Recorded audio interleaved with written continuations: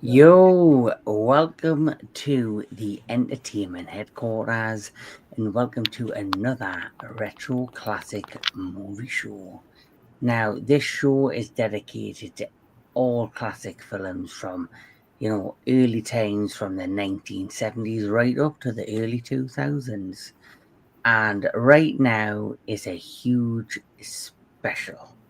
And for me, it's a huge special because I'm a huge fan of these particular films.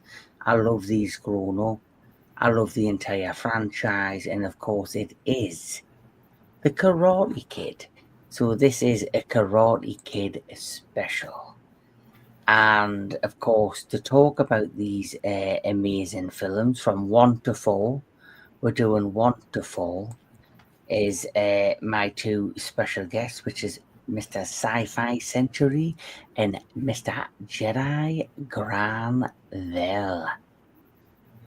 How's it Welcome, going? welcome, my brothers. So generally, this show, the Retro Classic Movie Show, I do normally have a co-host, which is Mr. DJ Anubis, who is under the weather right now. Wish you well, brother. Hope you get well soon. So right now, Mr. Sci-Fi Century is my co-host tonight with Mr. Jedi Granville. So the question we always ask when we start these things off is, can you remember your first time seeing Karate Kid and what did you think of it? So we'll start off with Mr. Sci-Fi Century. Yeah, this one I can say I did see when I was a kid, like about maybe nine, no, maybe 8 years old, around the time when I was already like getting into the whole Godzilla um, genre.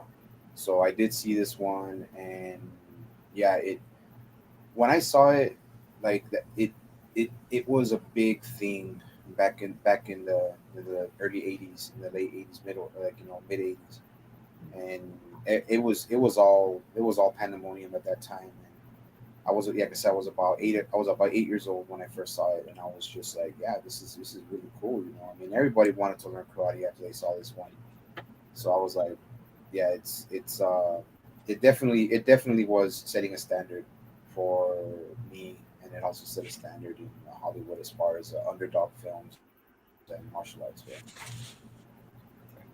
Yeah, that's true. Like, there were no, like, yes, you had a lot of martial arts movies that came out, like, during that time, like, the more, like, action martial arts movies. But the difference with the Karate Kid is basically it wasn't just a martial arts movie, it was like a coming of age story with, Yeah, with this young individual that was coming into his own learning stuff, and he had an amazing like person support of him, which is obviously Mr. Miyagi. But Mr. Jedi Granville, your first time seeing this particular movie? I would see this film. I mean, I heard about it back when it was first released back in '84. I would get to see it 1 year later on HBO, and I was kind of blown away by the film because it kind of was a reflection of my life in a way where you dealt with, and you mentioned something about coming of age and everything. I was dealing with the unfortunately the angst of being bullied, going through the Mm-hmm. high rates of, just trying to get by in school and just there to make just to matter, or something like that. And I guess Karate Kid was just one of those films where surprisingly I think it was the catalyst that would be the formulaic for other, films or television shows that say, okay, here's a fish out of water situation with a character, and they come in. True enough, I get the Karate Kid. I mean the karate motion and everything, but it's always the young person who's like very probably uncoordinated or something like that, and here comes a mentor that comes and says set them on the right her on the right path for something better for themselves. And I mean, fortunately, I didn't really have that too much, but it let me know, watching it, that it was refreshing knowing that, well, hey, not everything is so bad in terms of what the world throws at you, And like I say, Mhm. Karate Kid was one of those films where I can say does a good job of doing that. Yes, And I very, wanted to very add real true. quick. I wanted to add also to that. I forgot to mention also like Jedi said, I was gonna mention it later, but I'll just mention it now. With the intro when we all saw it was yeah. I also dealt with a lot of bullying, and Karate Kid was a bit of a coming. We call it a rite of passage. It's like a like rites of passage to, from the adolescence to adulthood, and like I did get to practice and I did get to learn karate, but it's like at the time in the 80s when I was in school, just like Jedi Graham Bell said, I was also going through bullying, but I was not having it. I was always getting in fights. I was always, trying to survive, from getting my lunch money taken, my school supplies, my clothes, all that. So it was always, to me, it was always thinking, okay, what am I gonna, who am I gonna fight next? Who am I gonna do this? I already fought this person, beat up this person. Now what's next? So, but yeah, the Karate Kid definitely did. Even though I wasn't, I didn't learn, I wasn't learning karate at the time. It does teach you a life lesson. The movie does teach you a life lesson about certain things. So I just wanted to add that. Yeah, yeah, I agree with Tony in a bit with this comment. I'm a huge. I think the second one's my particular favorite as well. But before we get to two, let's talk about number one. So, the Karate Kid. So, like I say, we have to talk about films 1 to 4. So, let's get cracking with the Karate Kid. So, first things first, let's talk about the franchise as a total. So, The Karate Kid is an American martial art drama franchise created by Robert Mark Kamen. The series follows the journey of various coming of age teenagers who are taught in the ways of martial arts by an experienced mentor in order to stand up for themselves after being bullied or assert their dominance towards others. So that's kind of the whole mythos of the first, the whole of the Karate Kid franchise. So when it comes to the first movie, The Karate Kid is a 1984 American martial arts drama film directed by John G. Evenson and written by Robert Mark Kamen. It is the first film in the Karate Kid franchise.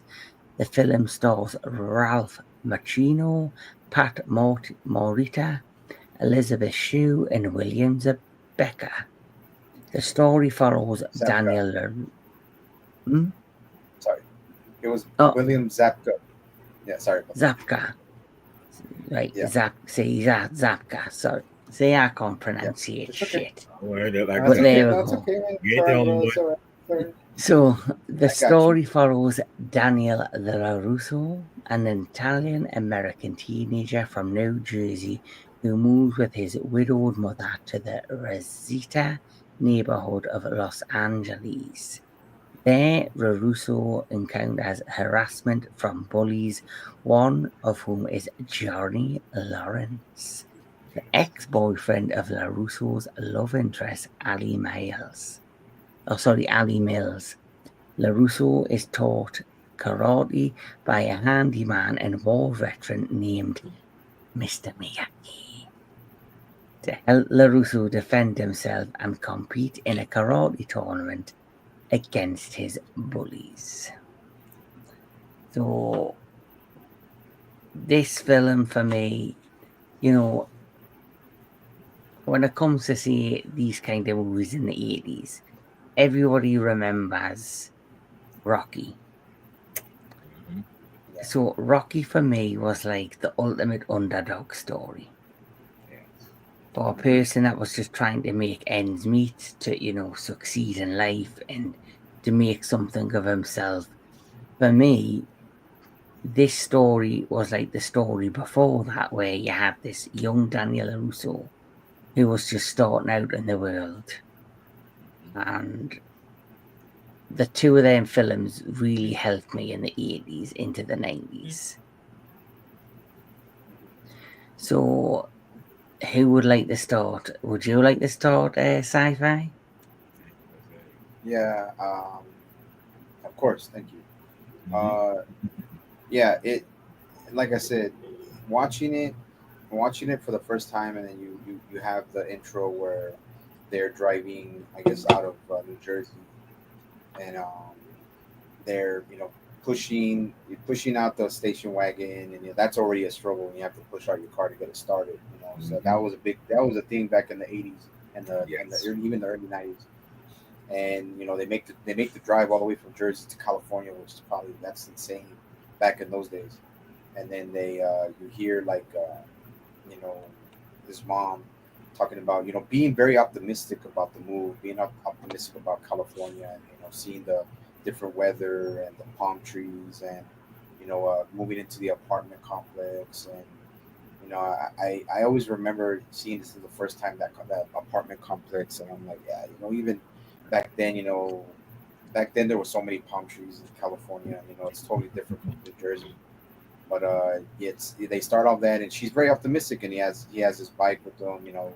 They're unloading, and then he already makes a friend. He already makes friends, really quick with right off the bat. First day there, they say, hey, we're gonna have a little beach party and stuff. We want to hit it up. We want to go, and that's where it all starts off. But I'll just go to the mom and Ralph Macchio, Daniel LaRusso was like you can tell right away they're both from the East Coast, man. Just the way they talk, their accent, you could tell they're straight up from the East Coast. And but I did like the mom's optimism about moving, getting a good job out there and stuff like that. Because back then, long distance jobs and having to move was a big, real frequent thing. Even to this day. But now they let people work from home. But back then, it's like you got to move, or you don't get the higher paying job. And Yeah. Yeah. Go ahead. And what I was going to say, we also need to remember she's widowed. So, like, even if she never wanted to leave New Jersey, because that's where she probably grew up and that's her life there, the fact that she made a huge sacrifice because she was thinking of the detriment of her son, giving him a better life, and going where the money is or going where the job opportunities are. That for me is a great mother, because she's making sacrifices for her family, her son. And you can even see when she's taking him to California, LA, and she's taking him to the valley, to where he's going to be now living. She's trying to put a smile on it. She's trying to constantly be positive about it. Oh, this will be great for her. This is where we need to go. All of this stuff. And he's, like, so not as optimistic as her. But of course, they go to this, apartment block. When they're at this apartment block, there's this handyman of the apartment block. The pool looks crap. It's like broken. His bike gets broken. And, they meet this eccentric handyman called Mr. Miyagi. And he's, humming songs. He's doing these, bonsai trees and, all of this. And, at first Daniel's like, this guy's crazy. This guy's a whack job. There's just something weird about this guy.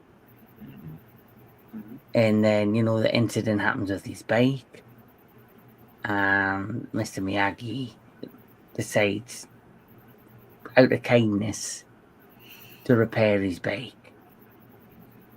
And Daniel now sees something in this Mr. Miyagi. And he sees him doing the bonsai trees, humming, and just, and like, Mr. Miyagi then, obviously, is like, you come, Dendaza. As he introduces himself, they like become very close. like in this moment, they kind of have this moment, and the man walks in, goes, "Oh, how much do I owe you for the repair of his bike?" And he's like, no, on me. Don't worry about it. So instantly, it sets up like the mentorship between Daniel and Mr. Miyagi. I think, in my opinion, I feel that Mr. Miyagi is this kind of individual who is a very strong-willed individual who can sense a spirit, a light within Daniel, some kind of way. Because, yeah, I mean, we see how his bike gets wrecked. You know, we see how it gets messed up. You know, he sees he's having hardships with some of the people he's interacting with, but he sees something in him that might have seen something in himself, and he said he knows he's not somebody to just be tossed away. You know, he sees something in him that, you know, he needs something to, like I say guide him in a way where it wouldn't lead to him, because in a way he could have, without Mr. Miyagi, he might have gone down the wrong path in life. I agree. Yeah, so and it's Mr. Miyagi. Sorry, Daniel's son. Oh yeah, that's Mr. Miyagi, a little younger. This is, of course, Daniel's son and Mr. Miyagi. Yes. And I don't know if you two know this, you probably do, but I thought Ralph Macchio, when he played this part, I thought he was like maybe 3 or 4 years older than I was. This guy was in his early 20s when he made this film, you know, but I wasn't aware. I was not aware that actors did that. They played, especially if they look, because he looks very young. You know, he looked young back then. You know, he's playing 17. Well, he's playing a 17-year-old. Mm-hmm. So he looks really young for his age. Yeah, he was 20. He was 21, believe it or not, at this point in his life. And then, of course, you know, you've got Pat Morita, who plays Mr. Miyagi, who looks fantastic. But he probably looks a lot older than he actually is. Well, surprisingly, now here's another little fun fact. You guys know I'm in my early 50s. He was in his early 50s at this point. You know, he looks older. You know, some people, I don't know what, in Asians usually be, you know, look younger than they actually are. You know, but I don't know. I mean, genetics. Yeah, but he was. But I think he was raised. I think he spent half his life, I think, in either was Japan or Hawaii, and then that's what I was thinking. Spent another half of his life here in, you know, in the States. You know, over there in Japan, you know, like there's in Japan, you know, in Okinawa, their lifespans are freaking crazy. But yeah, like especially with Daniel, like with Mr. Miyagi, like I did remember in the beginning when Daniel was having the trouble with Johnny and the crew and Cobra Kai, and I just wanted to mention this. Mr. Miyagi heard him saying that, talking to his mom, because his mom saw the black eye, he was banged up, the bike was all messed up, and he heard that. And he was like, you know what, shit, you know, this kid is really being, you know, he's really being taken advantage of and stuff like that. So that's when he decided to be, you know, do the favors, you know, giving him balance, giving him stuff to do, and like just being there as a, you know, as a friend when everybody else was turning their back, because, you know, he was you know, considered, when he got beat up by Johnny at the beach, you know, and, you know, and then being, you know, flirting with I forgot her name, Elizabeth Shue's character, Ellie or something. Ali. Yeah, Ali. So he heard that, like Pat Morita, Mr. Miyagi heard all of the issues he was going through and decided to, you know, lend a hand, not fully like be a you know, a really huge influence or a father figure, but like more even a mentor. Like it was just something he wanted to do out of the kindness of his heart. But then, you know, as we go on, we'll talk about that when he decides to take it further, you know, with Daniel. Yeah. So basically, like you've mentioned, after Daniel has a little bit of difficulty at school, gets his bike broken. Miyagi, takes a liking to him and wants to like give this kid a break. He goes to the beach, and when he goes to the beach, he meets Ali. Now, Ali is played by Elizabeth Shue, who, as you know, Ali, she's a good-looking girl. Yeah, girl next door. But then he instantly has an attraction to Ali. But because he has this attraction to Ali, he immediately gains the attention of her arrogant ex-boyfriend, which is Johnny Lawrence. Yes. And as we know, Johnny Lawrence, he's a badass. And he's a part of the #1 dojo in the valley, which is Cobra Kai. And of course, Cobra Kai is run by Mr. John Kreese. And, Mr. Kreese, he teaches his karate, Mr. Miyagi teaches his karate about, it's not about fighting, it's more about discipline, where Kreese, the way he teaches, Cobra Kai, his is more about power and, no mercy, and mercy is for the weak. Strike first and in offense, but he rules it with an iron fist. And of course, Mr. Miyagi and Daniel LaRusso and Kreese don't really get off to the best of starts. Because after the beach incident, you then get like a montage of like, if obviously Daniel being bullied by LaRusso and his gang, because obviously Johnny Lawrence realizes that Daniel has an attractive to Ali. Ali has an attractiveness to Daniel, and he's jealous because of what's going on. And so, obviously, what do bullies do when they feel weak? They keep bullying, and they pick on the weak to make themselves feel better, which is basic. I was gonna say that's a very trope but formulaic attitude that bullies do. And what's up, Gojira? All right. And this is why I can say I can be familiar, or gonna kind of feel what Daniel's going through, because like I say, I unfortunately went through this during my my elementary and junior high school years. I mean,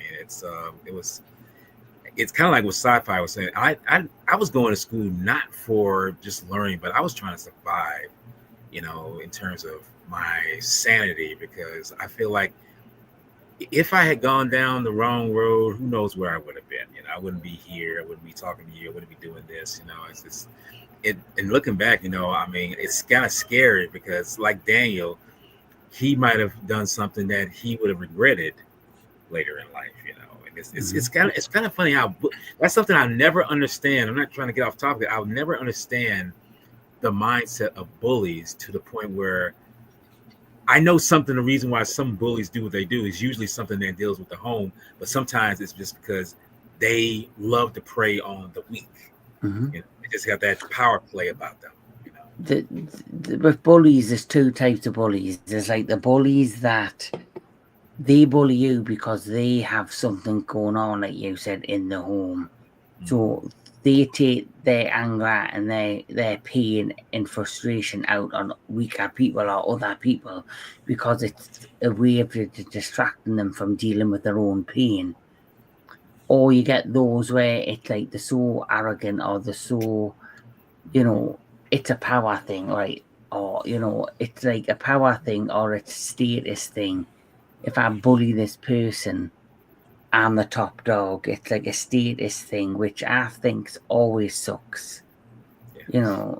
They do stuff like that. For me, that's the most scariest kind, the ones who do that. Yeah, definitely. You have those, but you have those that just do it because they fucking want to do it. They just do it because they really are that way. They really are like to prey on the weak, and those are the ones that I was able to tell. Like I just, those are the ones I hated the most, and those are the ones I sometimes had to literally try to avoid because I was afraid I was afraid I was gonna do something that I was gonna regret. Yeah. And that's why I was always like, nah, man, like, what, Daniel, it's not, if my parents come again and pick and come have to come and pick me up from school because I got into another fight, it's gonna be like, fuck, man, like shit, that's already like 6 times in 6 months. So I'm like, shit, okay, so you really gotta think about it. You really gotta try to get through it. You gotta get try to. There's times I did avoid it, but there's times you can't avoid it, and most of the times you couldn't avoid it. And that's why I became so hard on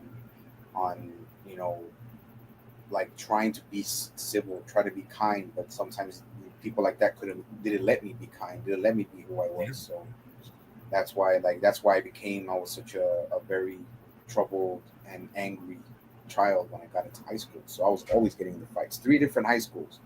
So I was always getting into fights. But I just wanted to add to that. Yeah, no, what Walter was, go off of what Walter was saying. Yeah, it all makes sense.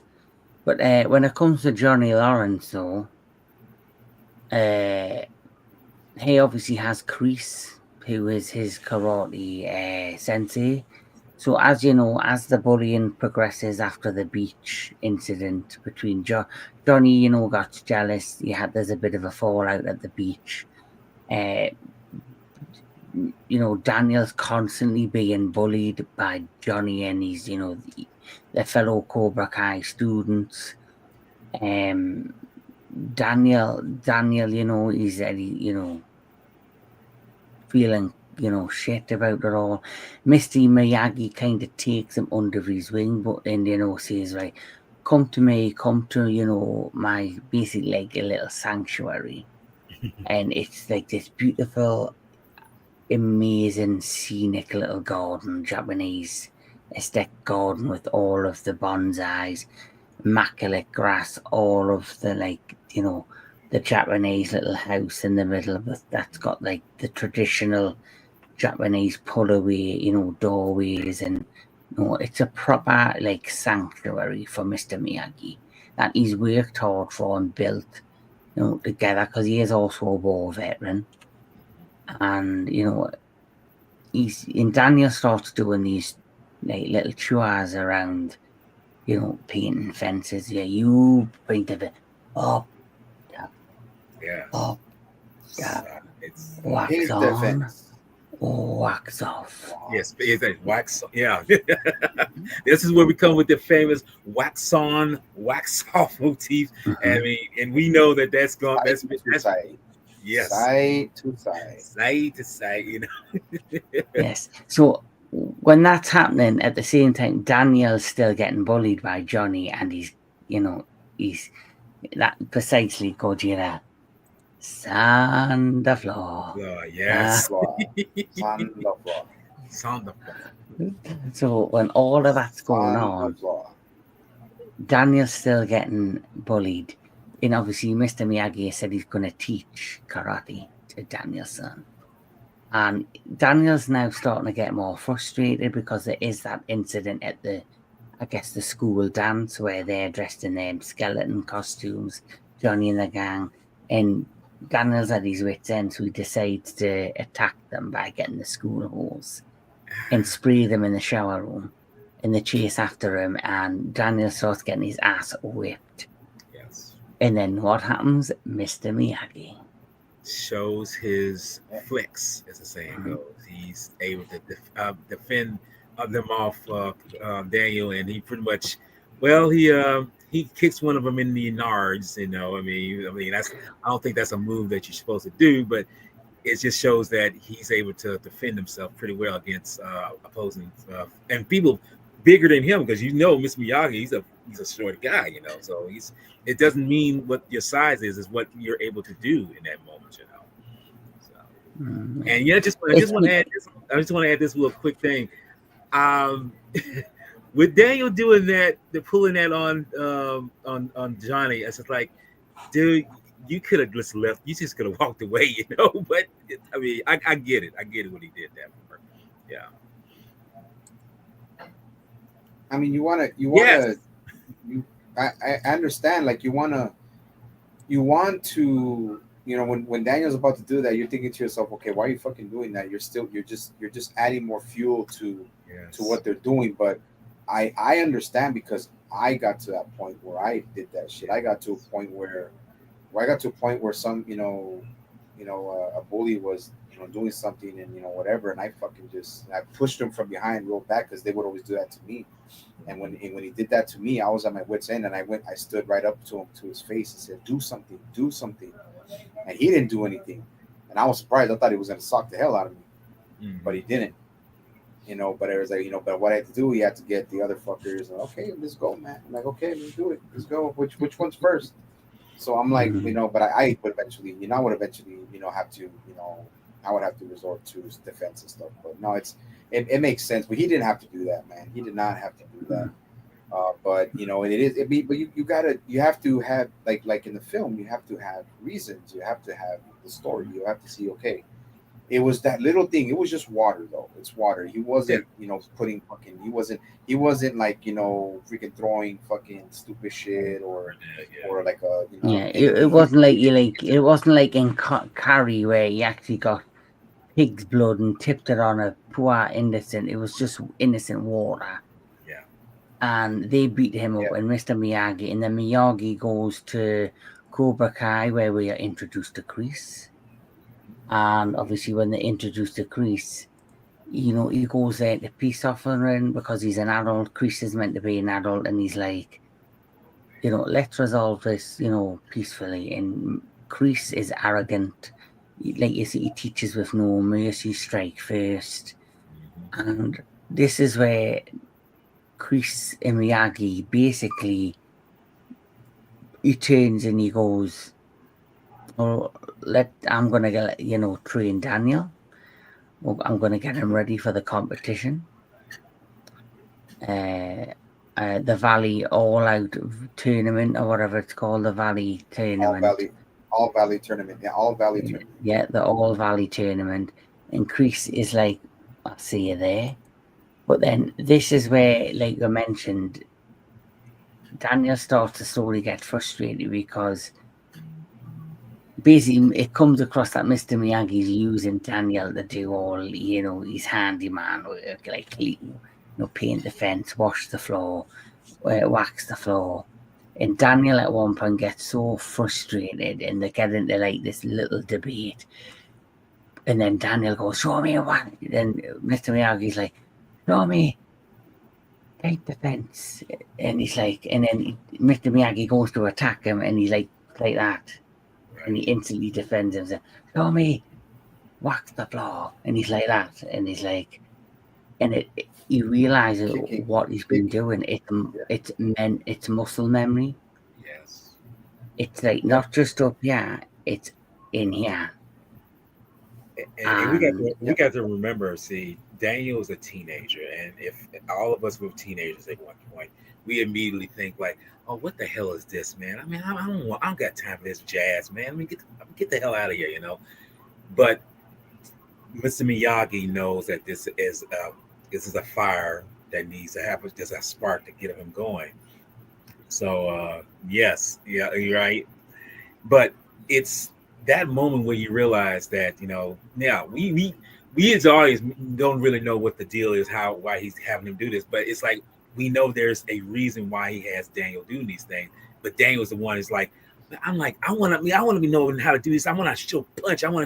It's like, dude, any person. I mean, I don't know martial arts, but I know enough to know that you have to start with the basic in terms of slowly doing it, as you say, with muscle memory. You have to start with the little things before you can just jump in and say defend yourself or do a punch or anything like that. And it's brilliant, I mean, Miyagi's telling him, it's like, I am showing you the way, but you have to learn to have patience. You have to learn to be at balance in life. And really, he's showing, to do anything, to earn anything, you have to put in your time to do it.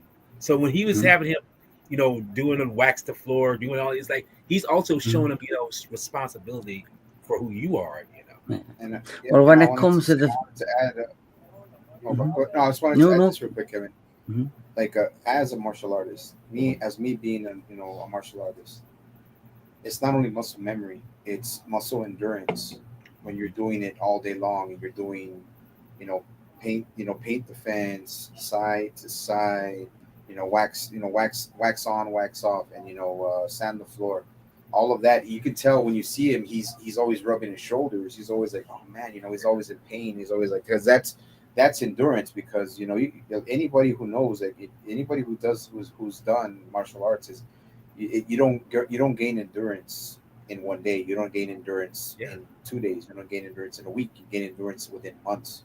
So, and the fact is, like when I studied karate, I studied karate later in life, but this was the best kind of way to implement training Mhm. without having to be there, because some people had to train, some people had to work, this and that. So he went and said, look man, learn all of this. And it's like Daniel was saying, well, it's like you're not showing me nothing. He's like, oh, I'm not showing you anything. Okay, show me this, show me that, show me wax on, wax off, show me sand the floor, show me Yeah. paint the fence, side to side. And he starts learning. He's like, holy shit, I've been learning this for the past 2 or 3 weeks. And the stipulation was that they trained for the tournament.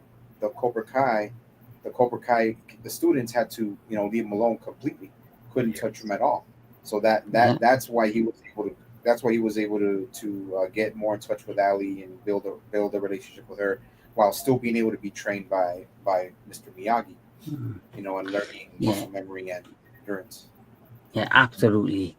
And my favorite part about these probably scenes are my favorite part of the movie. The fact that Mr. Miyagi and him really bond. Like, I love the Yeah, sequences where he's like, you see the training montages and you see him on the beach and he does that on the end of the the boardwalk and crane stuff technique. like that. Yeah, The crane technique. the And crane technique. Yeah, also, there's a particular moment where he's asking Mr. Miyagi about his life, and he talks about his wife and how his wife had a miscarriage and how he was part of the military, and it really, it gave you more emphasis on who Mr. Miyagi was in small ways. Yes, I mean, you And see that moment. You definitely see that moment where he's actually kind of drunk. He's singing a song and everything. He's letting his emotions come out. yeah, He's leaving something yeah. behind. Yeah, Yeah, for me, yeah, and they were he, my and he, favourite scenes in the film where it's the bondingness between him and Mr. Miyagi, between Daniel LaRusso and Mr. Miyagi. You're fully now getting a little bit more detail on Mr. Miyagi's life. And for me, that was important because we knew where Daniel was coming from this kid from New Jersey being taken out of his comfort zone and being brought to this new location and LA and the valley, and he's now having to like rebuild and restart his life. And then you're getting now this new side of Miyagi, who you just think's this eccentric, Japanese American resident who's happy and just this handyman living his life. But then you get all the details within him about a little bit of his back, and it really made you bond with him as well. yeah. It has those moments where it's like that's how you gel together with to make a friend. I feel that is what yeah, I mean, Absolutely. exactly. Yeah, the great thing about these particular scenes is it's not just a building moment on teaching Daniel about karate as a such. It's a life building experiences. He's learning lessons in life, discipline, control, all of those things, and they all go side to side, and that's probably the beauty of martial art. And I'm going to ask you a personal question, Sci-Fi, with you being in that way of learning. Did you feel the same as Daniel? Did you get any of that when you were doing your like training? Yeah, you. Of course, when you don't learn, when you don't know how to fight, you're always afraid. You're always afraid of, you know, are you gonna get beat up, or are you gonna make a fool of? Is everybody gonna make fun of you when you're a kid, whatever? And when you learn, when you start learning how to defend yourself, when you start learning a martial art, rather it be boxing, karate, kickboxing, Muay Thai, jiu-jitsu, MMA, it's it's when you start to learn is when you start to lose your fear. Your fear slowly just evaporates, and that's when you start to not be afraid of certain things because you're learning, and the discipline is the main part, because when you learn discipline, that's when your fear is all pretty much, in my opinion, your fear is when melts away because you're not afraid anymore. You're not having that anxiety of, oh man, you know what, I'm gonna have to go through this again, that again. No, you show them what you learn, what you know, and then they leave you alone. And and that's the best answer I can possibly give in my experience. That once I learned, rather be boxing, MMA, wrestling, karate, taekwondo, you start to lose that fear, that you're not afraid, and that's when you feel that discipline come. That's when you feel the discipline coming in, because Mm. you're not when you're being taught mostly stuff like this, you're not using it to learn. You don't learn that to hurt people. You learn that for self-defense, and you learn that to learn discipline, to learn how to be a better individual, to learn how to, especially Yes. especially the traditional, the traditional arts like karate, kung fu, taekwondo, judo, like those, the traditional aspects of martial arts like that are what the life what is the lifeblood of learning, and the beauty of it is discipline, and learning how to be the best person you can be. Mm. That's Mm. Yeah, so this leads to now Daniel's 18th birthday, where Mr. Miyagi gives him one of his cars. He also bonds more with Ali. Yes. And then from this point forward, there's still that tension with Johnny Lawrence and him. And Kreese is like really pushing Johnny Lawrence, who now starts to have like doubts because he's getting quite pushed hard by Kreese. And then we head to the tournament. And as you know, the tournament for Daniel goes well for the majority until he gets to that moment where it's going to be him and Johnny at the tournament. And Cruz is, like I say, pushing Johnny very hard. And this leads to, of course, Daniel getting injured. And it gets to the point where Daniel, the doctor in the the locker room tells him, I don't think you can compete.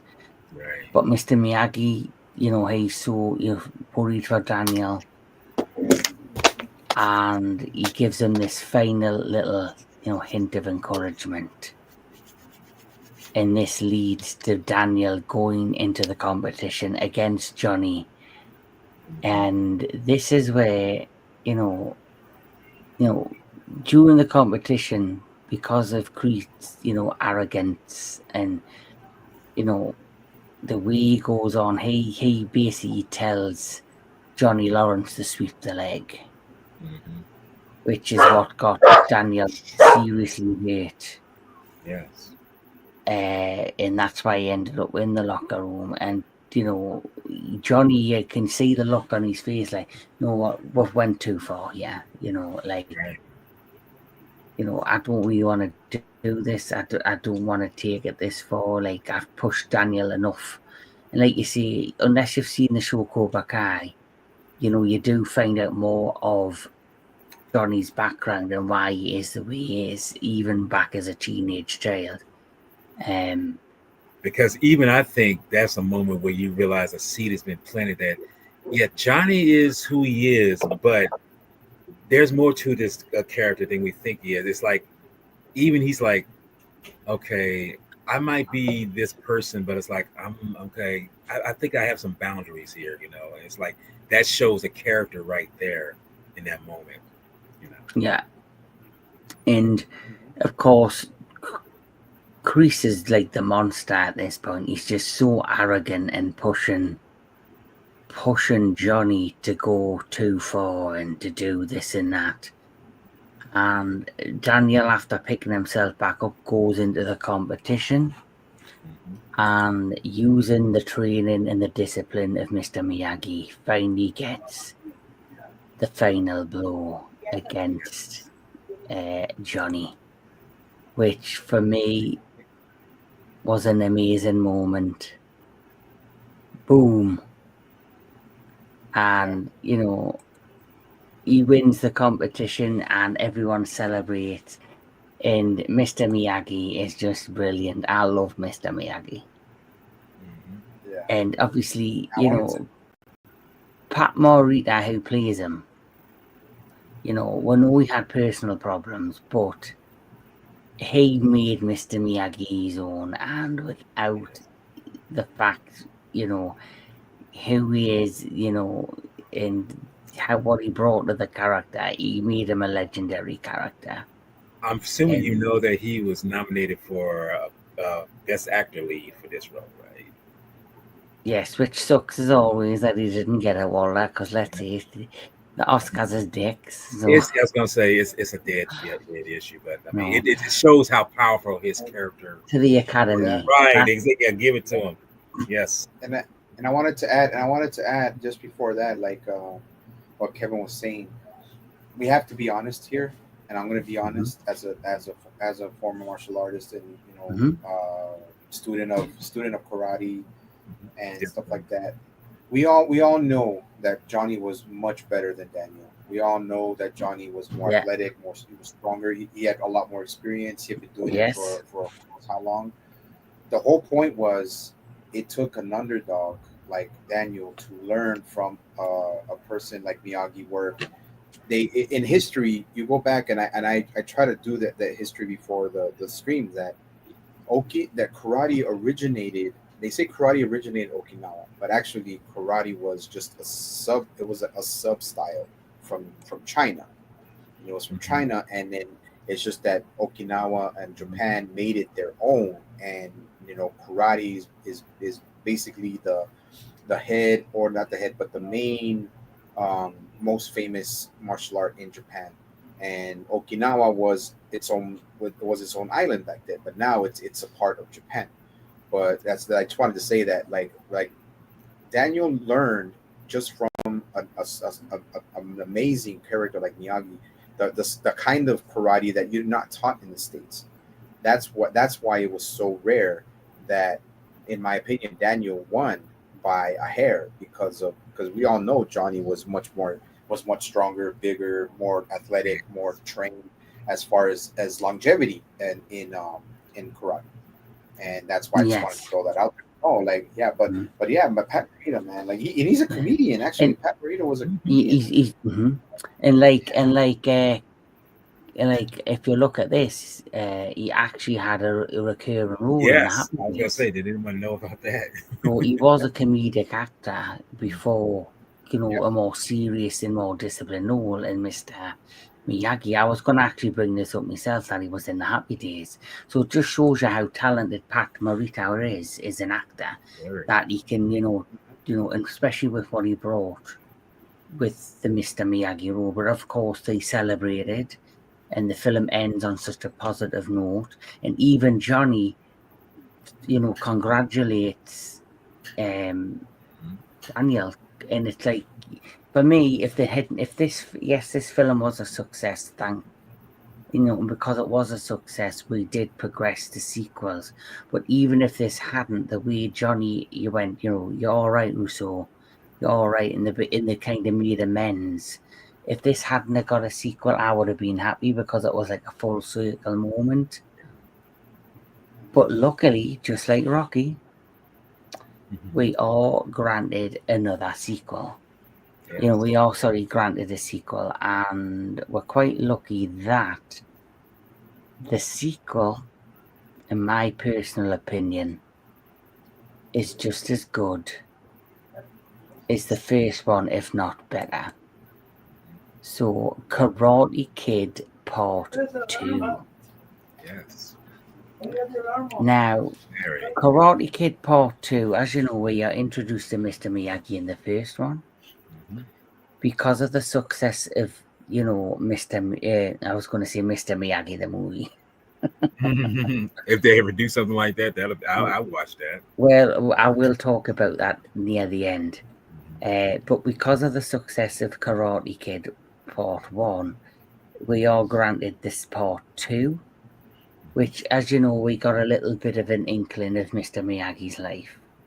Yeah. And obviously, Mr. Miyagi's life, he talked about his wife, how she had a miscarriage, and, you know, the ups and downs with that.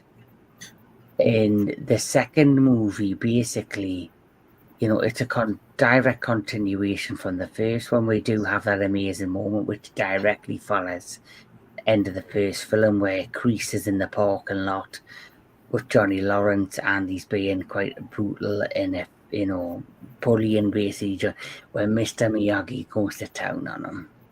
Yes. Yeah.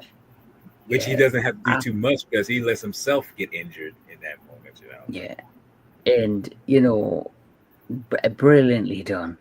It then moves forward basically where we found out, you know, basically the whole point of, for me, Karate Kid Part 2, it's an origin story or somewhat of a continuation of Mr. Miyagi's past and life.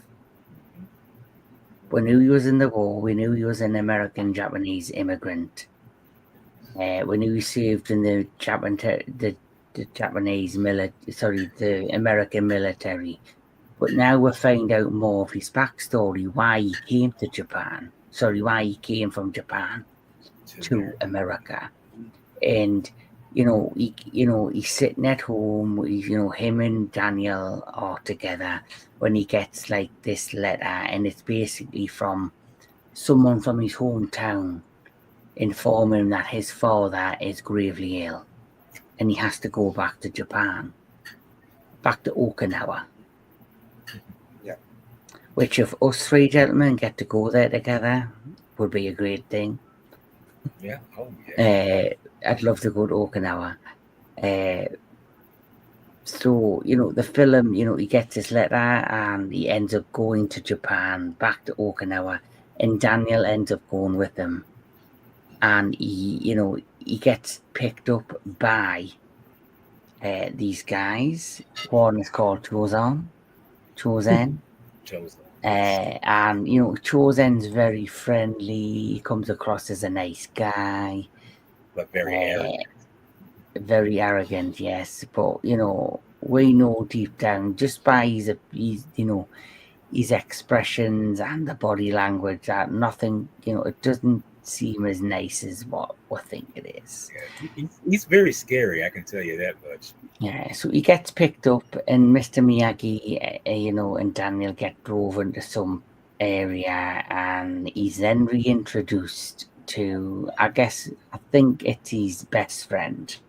Yes. Who was his best friend, who was Chozen's father.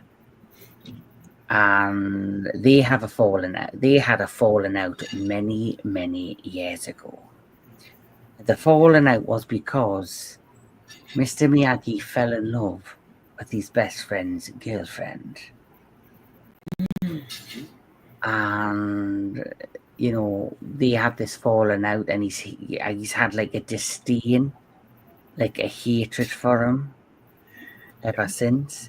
I think he's called Sato. So the best friend is called Sato.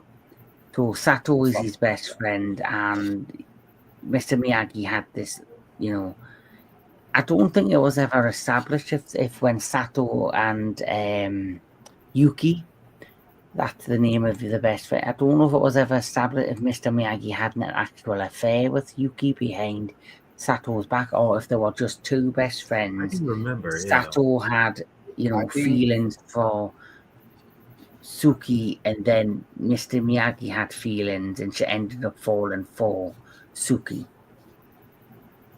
I think if I remember, I think it could have been an arranged. It could have been an arranged marriage, but I think it was when Miyagi. They were frenemies. Yuki, was it Yuki? Yeah, Yuki. Yeah. I think Yuki chose Miyagi, but was supposed to marry Sato. But Yes. Yuki chose Miyagi, and that's why Miyagi had to leave because that the honor in either Okinawa and Japan is a huge thing, Oh, especially even back definitely. then. Yes. So honor and respect and betrayal is something that's over there. That is something that's looked down on so badly that like you have to like. That's why it caused such a rift. And remember that uh, Mr. Miyagi's dad not only was Mr. Miyagi's uh, instructor and teacher, it was also Sato's instructor Yeah, and that's teacher. why So they had, Sato, like you see, honor and respect, even though even though he has like a dislike and a disdain for Mr. Miyagi, he still honors and is very respectful of his father because they both trained under his father. So what I'm reading here, it says Mr. Miyagi tells Daniel that he fell in love many years ago with a woman named Yuki. He was arranged to marry his best friend Sato, son of the wealthiest man in the village on Okinawa Island.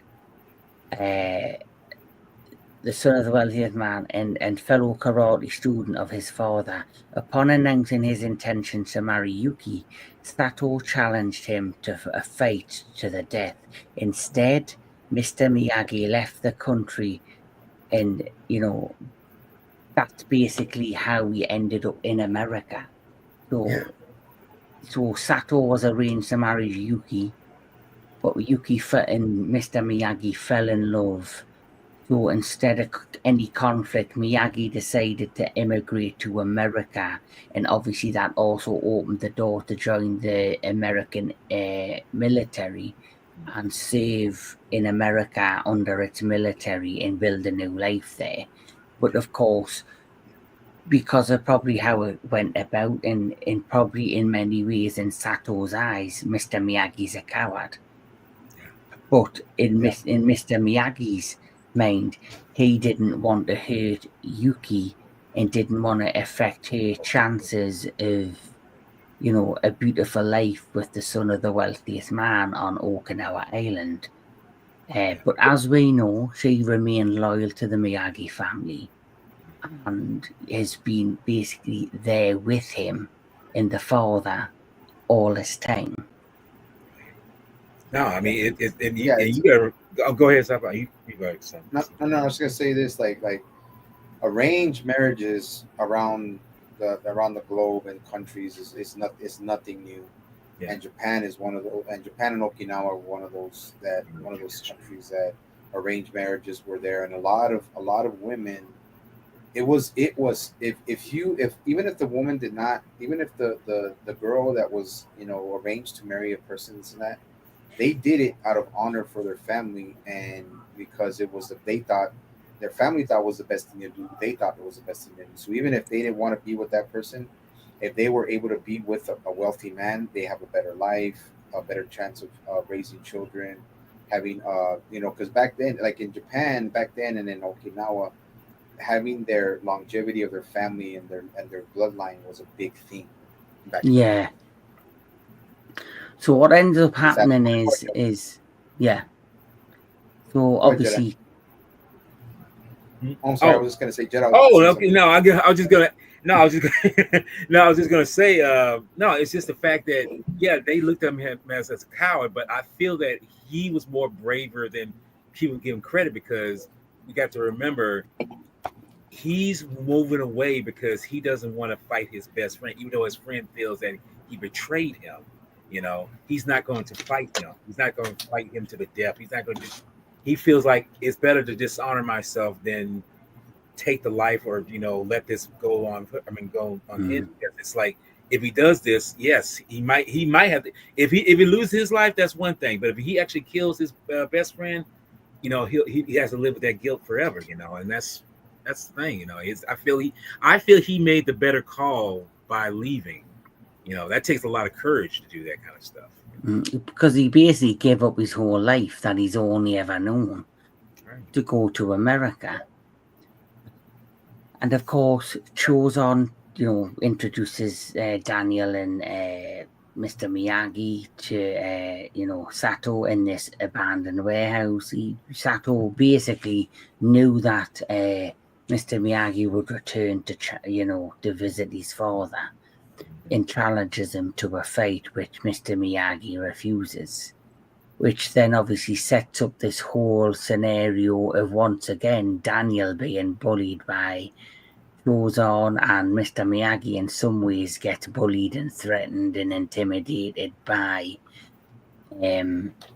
Sato. But we do, at the same time, after they arrive in the village that Mr. Miyagi is, of course, raised in and born in, we are introduced to another character who is like the love interest of Daniel this time around, because Ali obviously is back home in the US.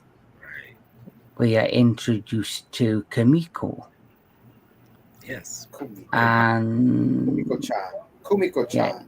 Yeah, and Kamiko, I have to say, is a beautiful. She was stunning. Oh, she was. Yes, she was. Well, you already know she was beautiful. She just. Yeah, she was a crush of a lot of. She was the crush of a lot of American kids that grew up in the 80s. So Kamiko and Daniel kind of bond just the same way as Ali did, and Chozon, he's jealous. Basically, it's a repeat of the Ali and Johnny situation, Right. except between these characters. And then we get this really heartbreaking moment, and I'll be honest, I felt for Mr. Miyagi, where his father does finally die. And I always remember that moment on the beach where Mr. Miyagi's sitting looking at the sunset and he's filling up with tears. And Mr. Daniel's now comforting him. And there's this moment between them, and it's absolutely heartbreaking. Yeah. And Sato, paid out of respect for Mr. Miyagi, he basically says, I'll give you, I think he said 3 days to mourn, and then I'm coming after you, basically, to continue this fight.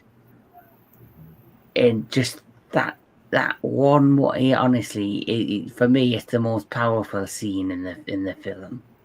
Yeah. Between Miyagi and Daniel, and it truly shows you how much these two have bonded. Where before it was Mr. Miyagi there for Daniel in his time of need and picked him up and helped train him and discipline him for the tournament against Johnny and Kreese. Now we've got Daniel trying to pick up Mr. Miyagi, who is now broken after the loss of his father. And you meet Yuki, who Miyagi says, "Why didn't you marry Sato?" And she even confesses, "Because I didn't love him, I loved you." And she never married him, and she stayed loyal to her dad, to his father and family. And can I just say this? That's something about sci-fi mentioned arranged marriage. We know that's a thing in the world, but I know with Asians, they have a very strong discipline tradition with everything. But we have to remind ourselves they are just human beings. They're human beings. They have feelings. They get mad, they get sad, they get happy. You can't control how you feel for one person to another. And like I say, she felt for Mr. Miyagi. She fell in love with him. It's like you can't control that. I mean, it's you want to be loyal. You do all these things, but the simple fact is, it just shows that, like I say, your feelings, you can't hide your feelings and just portray those. I mean, you want to portray them enough to say, I'm trying to be loyal to family, but it's like, you're only human. I mean, let's face it. I mean, that's just how it is. I agree. You do not Oh, get oh, moments like that in that's films these what days. sucks. Yeah. Yeah.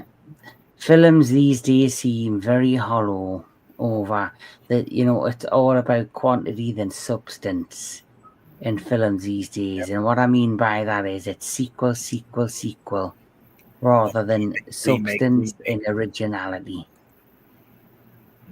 Yeah. And, what ends up happening, Chozon, he's quite a corrupt fellow when Miyagi's grieving and Sato gives him them 3 days to mourn. Daniel finds out that Chozon is basically cheating the people out of the groceries in that grocery mall. When the people are there doing and dealing with Chozon's henchmen when they're doing the grocery shopping. Basically, Daniel helped expose Chozon of what he's doing. The corruption, and then that's when Chozon decides, like we say, keeps bullying Daniel, and then something very something you don't expect happens, but can happen in Japan. A typhoon hits the island. Yeah. And this is where you see a shift. Mr. Miyagi, was preparing to fight Sato out of loyalty for his father. He was preparing. And, during that time, you also seen Daniel learned like another technique and secret to the Miyagi family, which was the drum. Yeah, that drum, yes. Yep. Which, that was another part of this movie, which was another, really strong connection between Japanese culture and the past and the present within the world of karate, between Miyagi, his teachings, and what he had been teaching Daniel. Yeah. This leads when the hurricane happens. There's this young girl wrapped up. This is the only part of the film I never got. Why the hell did you climb up a tree during a hurricane? It was a warning bell. You see these kind of things. Yeah, it was the bell. They always have someone who, like, if they see a storm coming, because they don't have like a lot of alarms. They don't have like they didn't have a lot of alarms or any like a storm alarms, whatever. So they had a bell. They had a bell that she's the one that has to notify everybody. Okay, look, get out of here, get out of here. This is the bell. Everybody's got to hear it in the village. The village is very small. Tommy Village. That's what it's called. It's called Tommy Village. And yeah, it was a very small village, but they didn't have a lot of they had electrical lines, but they didn't have a lot of what you would think they would have, as it being a very riddled storm location. So she had to do that. That's why she was up there, but she was too scared to come down because the typhoon had already hit. So she was just frozen in fear. Mm-hmm. And you got to remember, you pretty much seen these kind of bells, these kind of alarm systems in many, tokusatsu films in the past. You see them things all around where it's mostly village based, where it's not a lot of technology, that point, so you see that, it's like that's just their basically. Yeah. Well, yeah. That's the thing. I don't think. They might have, but I don't think they had it upgraded like that. And that was the '80s too. That's the other thing, But yeah, that's just their lives.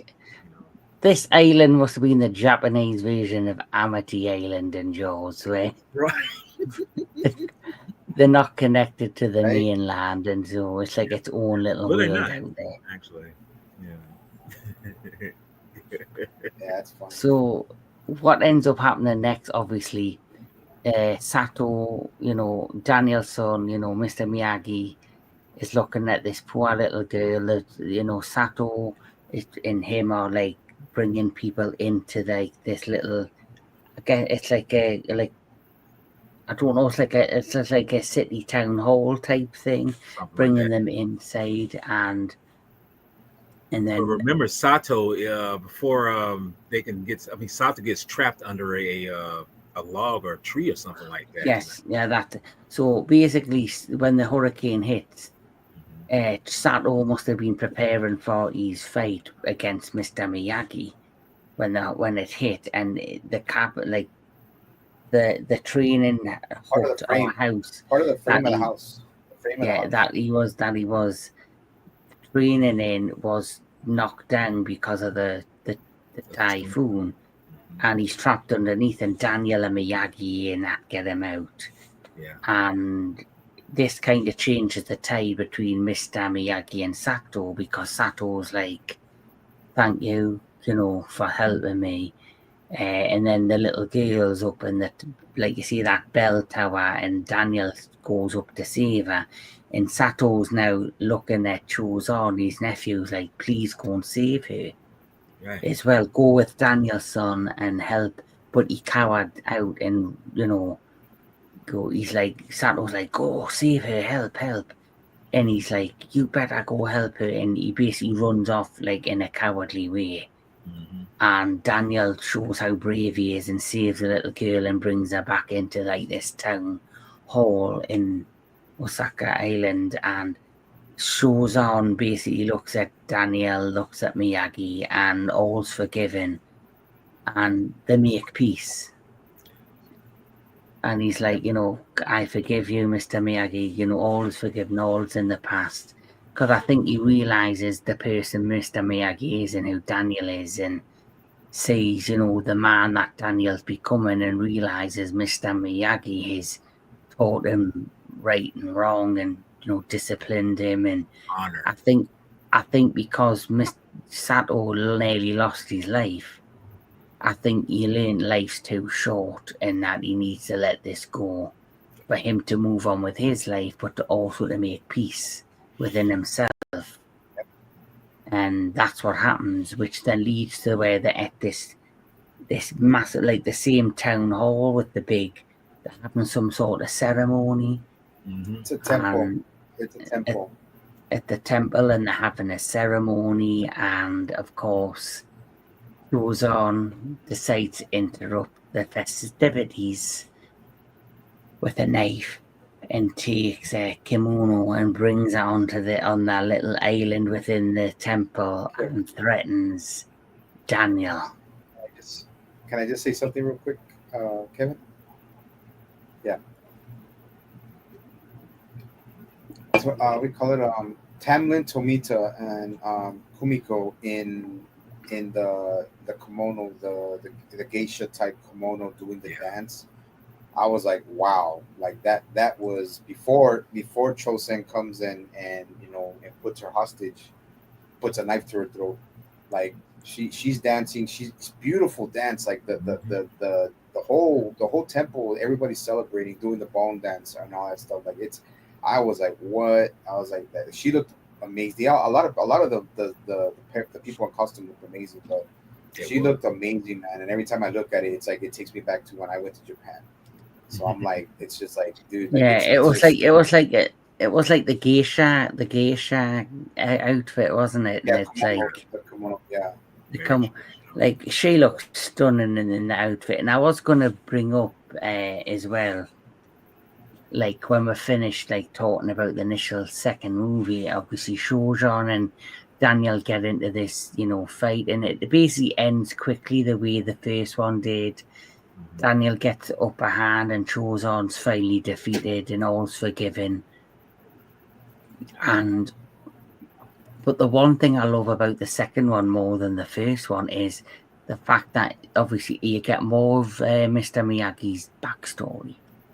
But it's the whole, I just think I love everything, the cinematography, the pacing of the movie, the new characters they introduce, and like you see the location on Osaka Island, as you mentioned, Daniel, sci-fi, the absolute beautiful costumes, and just the traditions were taught and shown throughout the course of the movie.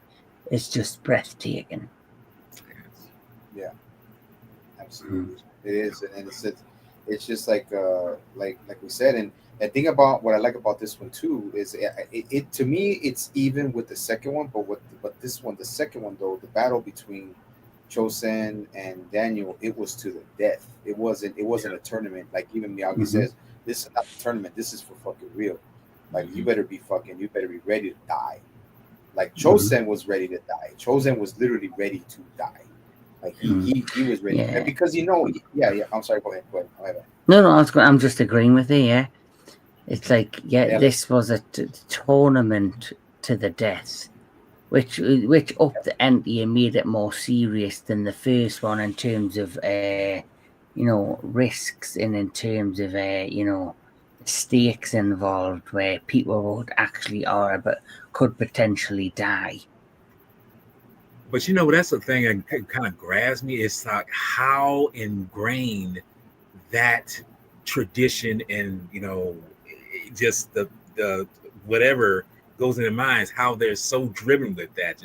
I'm just like, you're willing to die or kill for something that in a way is like, okay, you could have not gone this route, but I'm just like, my God, it's just, and again, I feel like he's doing it not out of tradition. He's actually doing this out of anger, out of spite, to a degree. But it's like, but hey, it's it. I guess in the end, though, he realizes, Daniel gets the upper hand, and all he does is like something that Miss Miyagi did to Kreese early in the film.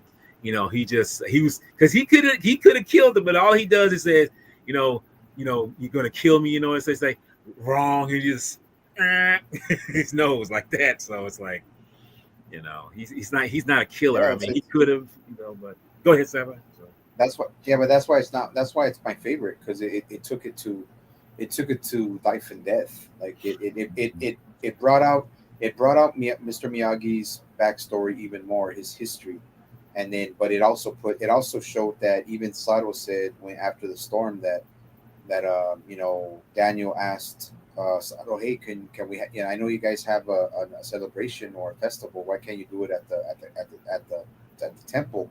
And then that Sato looks at Miyagi and says, "Your student becomes my teacher." Hmm. So it's like that was a lot of part. That was another part. That's why I love this movie, man. I mean, I love it. I didn't even have to watch it because I already yeah, know everything yeah. about it. But it's like that's why to me it was just so it was such more on a more personal and real level about battling to the death, falling in love again, Yeah, but learning about a another culture, about a different yeah. culture. Yeah, agreed. And another thing I want to mention is how basically the film ends the way the film started. Because, like I see, the film starts with Kreese in the car park, and when you think Miyagi's gonna like break Kreese's neck, he does that thing on his nose, and then at the end of the movie, Daniel does the exact same thing to Chosen. And it's Yeah, like, it's yeah. like a full circle moment that he's learned another valuable lesson through Mr. Miyagi. And can I just say Yeah. that I actually saw this film because I wasn't going to go see it, but my sister had me and my nephew and my niece to go see it in the theater because it was free. We went to go see it in the Twin Cities Cinema. Okay. And let me just say that I got more out of this film than anything. And the applause that you get, the laughter watching these moments when they do the nose thing, people were laughing, people were crying, people were just ecstatic, And to me, that's exactly what you want in a good sequel, to really grab the audience and Mhm. hopefully that they enjoy what they're watching, because like I say, number two, turned out to be better than I expected it to be because I didn't think it was going to Yeah, do as good as the yeah. first one. It's it's very rare you get a sequel that is potentially better than the first, and I'm not gonna say the sequel's better. The Karate Kid Part Two, I don't know if it is better than the first one, but it's pretty close. Uh, we're gonna talk about our rankings and that at the end, so we'll talk more about that. But I agree with Queen Glamazona. I think that's the magic of these films, is that they're not over violent, they're not overly too violent.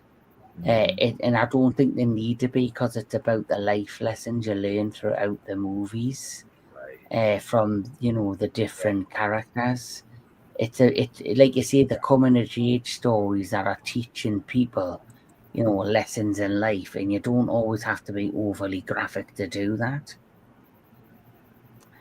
And I wonder if that's why the next movie isn't considered a favorite or as popular. So obviously we need to go back to the Karate Kid Part 3. So, of course, Karate Kid Part 3 basically is a continuation of another character story in the beginning, which is Kreese. And for me personally, it should have stuck with him throughout the course of this movie. But they threw her like a curveball by introducing her to another character. Yes. Which is, of course, Terry Silver. Which I think this film personally would have worked without Terry Silver. No. Yeah. But basically, this was a film that, it's about, well, not, the film starts off with obviously Daniel's now kind of, he's built himself a bit of a reputation of being, the winner of the All Valley tournament. He's got a bit of money behind him. Sometimes when that happens, things can go to your head. But at the same time, he's also trying to do the right thing, because he wants to go into business with Mr. Miyagi on a bonsai tree shop. And can I say just real quick? Can I just say that was a kind of a big trope around, because this was still an 80s film. That was a big trope about the third films that came out around this time. That it's funny how the main protagonists, they go through these arcs in the first two films, but then they have this like dark side that they have to go through in terms of who they are. And it's like, it's something that propels them to say, oh, I mean, I can handle this. I can do okay with this. But, you've seen it in Superman 3. You've seen it in Return of the Jedi. You've seen it in this film. It's the thing that makes you realize, do you know, I mean, like Daniel, does he know who he really is, in this film? So I just want to put that out there. So, see, for me, the first two movies is obviously they're all direct continuation, but the way the story went really worked well. And it was a quick, strong, change and balance, and it really took, I think, the story and the characters in a positive way, where the third one feels more like a cash grab movie after the first two. Because you now have a destitute John Kreese who is broke, whose Cobra Kai has went down the toilet because of the events of the first film. He then goes to Terry Silver, who was always, who was also a part of, the military with him. They have like this connection and backstory. But Kreese was like a mentor to Silver. And Silver basically, they start plotting, to gain revenge on Russo and Miyagi, because Silver's like made something of himself. He's got businesses, he's rich, he's successful. He's also delusional. He's slightly crazy. He's, there's something off-putting with him. He's off the map. And so Silver says, I'm going to rebuild Cobra Kai. I'm going to help you get revenge on Russo. But how I'm going to do it, I'm going to do it from within. So basically, they then find another young martial artist, another karate student, who basically, they can basically win over by throwing everything at them. We want to offer you, sponsorship deals. We're going to get you on advertisement. We're going to make you rich. And because of that, it suckers in Mike Barnes. Oh, that's that old. Wow. Well, that's a really Asian Barnes there. Wow. Yeah, he aged really bad, Mike Yes, Barnes. he really did. But anyway, that is Sato. Yeah, that's Sato. Oh yeah, so here is the image I wanted. Yeah. Oh. Yes. So there you go. Yep. Okay. Mike Barnes, he gets suckered into this deal. At the same time, that is being set up. As that's being set up, Daniel is trying to do the right thing. He wants to go into business with Mr. Miyagi and open a bonsai shop and really, support Mr. Miyagi for all the good and the life lessons and all that he's taught Daniel. And right across the street from this building that Daniel wants to purchase, there is a pottery shop where they meet this beautiful character Mm-hmm. who, basically, I don't know if it's because Elizabeth Shue didn't want to return or anything, but they decided to introduce a new female protagonist, a new, her name, I think, is it Jessica? I forget what her name is. I know she's played by Robin Lively, but I can't remember her. Yeah, it's Jessica. So they introduced Jessica, who becomes like a friend, a new love interest, who owns the pottery shop. And basically, throughout the story, obviously, she befriends Daniel. Barnes and his henchmen start harassing LaRusso to re-enter, the All Valley tournament because Barnes wants to beat him. He's bullying him. He wrecks the shop, this and this and that. And Terry Silver, approaches Mr. Miyagi, claiming to be a friend of a sensei that Mr. Miyagi knew back in his past. And informs them that Chris has passed away. He tried to save Chris. He tried, bring him back on the path of good, but unfortunately he's now passed away. And it's all mind games to get into the head of Daniel LaRusso. And this leads to, Daniel now training with Silver because it's all part of the plan that Mike Barnes is bullying him. Mr. Miyagi doesn't want him to re-enter the tournament. He doesn't really want to retrain him or, help him. And because of, the attacks of Mike Barnes, he feels he's got nobody else to turn to but Terry Silver. But Terry Silver's training, it's a lot deeper and darker and more of the Cobra Kai style than the Miyagi style. Which leads to obviously Daniel's personality and who he is starts to shift. Right. And Mr. Miyagi starts to see this shift and isn't very liking to it. And there's that incident where finally Mike Barnes, there's this, Mr. Miyagi shows Daniel where he plants his bonsai trees on this cliff front. And there's this one particular tree that he planted many years ago, which he goes to, uproot and to bring to the shop when Mike Barnes and his gang basically follow them and basically leaves them at the bottom of a cliffside and forces them to sign the contract to do the All Valley tournament.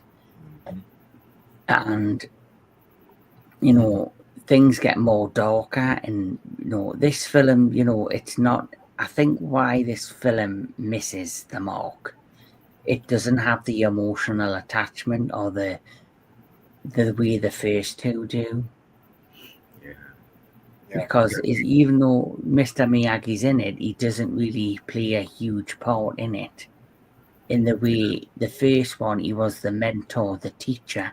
The second one, you learn his backstory, you learn his history, and you learn his traditions of why he is the person he is in many ways. This story tries. Yeah, I was just gonna say, I personally feel that that's why it's because it's the other two are more. I mean, it had some dark one, but it was more. They were more lighthearted. This one is just like, I mean, it's just like really dark, you know. And I'm just like, and that's probably why I don't like to say I've watched this film, but it's like I remember some of it, but I mean, the most of it is like it's too much for me, you know. And I'm just like I can't get into it, you know. And that's probably why I say I can stand. Can I add to that? Well, like, yeah. The part where, I mean, like I said, I mean, I like all things nature. I love all nature. And then when they have to climb, when they have to pull them back up, Mike Barnes says, "Daniel, make a wish," and he breaks the bonsai tree in half. Yeah. So I was like, I mean, it's just a tree. It's just a tree, but I think you know, they wanted to. Well, that bothered the fuck out of me. I was like, man, just fuck this guy up. You know, I hated that guy. I had that character when I saw that. But you know, but you gotta think about it. It's a tree, but it's a tree, but it's still a living thing. It's still an organism. Yes. So agreed. 100% agree. Yeah, it's still an organism, but like, I think if they would have gone with something a little more serious, it would have been a little overkill. But like the tree was the part that got me, like it got me invested in just beating fucking Mike Barnes. And Terry Silver was a joke to me. Kreese coming back was Kreese brought relevance he brought nostalgia, and like Miyagi did from the first two. But he was wasted because it all became about Terry Silver. And that's why I agree with Kevin on the fact that they should have just kept Silver out and just make this more of a like redemption arc set, like redemption towards the end arc for Kreese. Yeah. So, but I think the film has a massive disconnect, like it, because the story they're trying to tell is about corruption and how Daniel gets corrupted and turned to basically like turns to the dark side in many ways. You know, he's up. You know, he's corrupted by, you know, the pull of, you know, this karate sailor Terry Silver's trying to teach him, which is basically Cobra Kai, and he's getting the feels. But when he has that moment where it's too much for him, or he realizes it's not right and he tries to pull away, you get that moment in the dojo where Terry Silver now reveals his true colours and shows who he really is, and then Kreese is revealed to be alive, and then it all comes ahead where basically Mike Barnes reveals it's all been some plot to basically get into the head of Daniel LaRusso, and then of course it's created a wedge between him and Mr. Miyagi. And then eventually Mr. Miyagi and him, you know, reconcile, and they go to the All Valley tournament where, of course, unlike the first film's climax or the second, it doesn't feel as strong, and it feels like it's quick. Close your eyes and you miss it. Yeah. And it feels like the build to it just isn't. There isn't. The stakes aren't high. It's not as satisfying. Yeah. It's not. Yeah, it's not as satisfying. The stakes aren't as high, and it just feels as if it. You know, the film, for me, the film doesn't have the depth emotionally and connect to me on the level the first or the second one does. I understand what they were trying to do in terms of show like another side of Daniel, how he could be corrupted and potentially, you know, go the other way.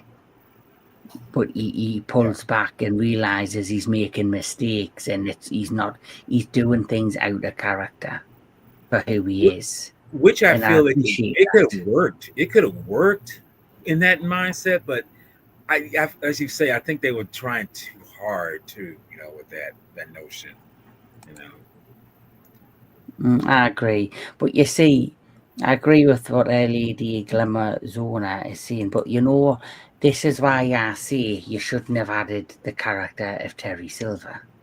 Now, I think this would have worked better. Yes. He's very cartoonish. Yes. But I think the third movie would have worked better if you basically had the same plot, but take Terry Silver out, bring Chris in and make in full-fledged the character, and make Chris the one who manipulates Daniel and gets him on side. At the same time as teaching Mike Barnes, and it would have been a bigger, I think, pull if they had just John Kreese getting into the head of Daniel, teaching him and turning him on Miyagi, and then when Kreese reveals his true colours, Daniel would have feel terrible and that he couldn't believe he's turned on Mr. Miyagi, and everything he's done for him, and he's turned his back on him, and have this turmoil of guilt inside himself for what he's done to Miyagi by siding with Kreese.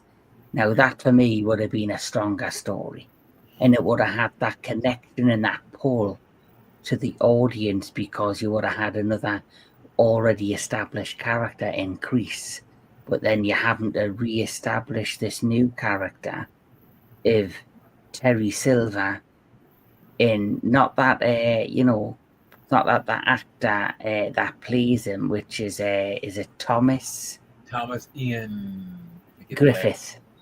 Yeah. Yeah, who actually Thomas Ian Griffith is actually a martial artist.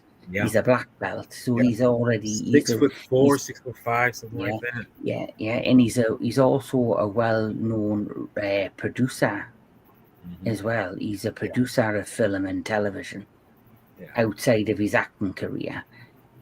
So if I don't like Ian Thomas Griffiths is a fine actor, but I just feel they could have established this story more by sticking to the characters that what already was established, and the only new character we could have had was the character of Mike Barnes and Jessica. Right. Yeah. Makes sense. Again, it's a cash grab. Mm-hmm. But not that the third one's a bad. It's not a terrible movie, but I just think it just misses the mark. Yeah. Oh yeah. But this leads us to the final movie that we had to cover, which is, of course, right. Which I'm surprised it didn't call it Karate Kid. Which I'm surprised it didn't call it the female Karate Kid, but I mean that's primarily what it is. But yeah. The thing is, I know what you said. You said the third movie was a cash grab, but I don't think it was a cash grab. I just think it doesn't hit the mark as a trilogy. They ended the trilogy on, not a great note. But this movie is 100% a cash grab. Yeah. So since my good friend Sentry, my co-host on tonight, adores this movie, I'm going to let you take the lead on this one. Shit, well, I don't even remember the first part of it that freaking happens, because I was, like I said, I was on here for just 1 and 2, but 3 I remember a lot of it, but this one I don't remember much. I just remember that it was I forgot the girl's name. Julie? Was it Julie? Yeah, it was Julie White. And then I just know that she's like kind of like going south with her rebellious nature and all that, and she doesn't like the situation she's in, and then she ends up meeting Mr. Miyagi, and Miyagi's already, by this time, he's much older, and he's not about tournaments and all that stuff anymore. He knows it, but then I just know that she's Julie P.S. Yeah, there you go, Julie. Yeah, and she starts. To me, it just seems like it was just a retell of what happened between Cobra Kai and and Daniel, but with a female, with a girl.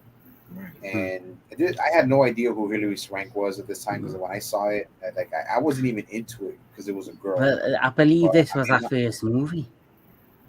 Really? This was yeah, a breakout movie. yeah, So basically, the plot is Mr. Miyagi, who was like it was established in the first movie, in the second movie. The first one, he had a wife in Japan who had a miscarriage, and he wasn't revealed his reasons why, but he came to the US and was a part of the US Army.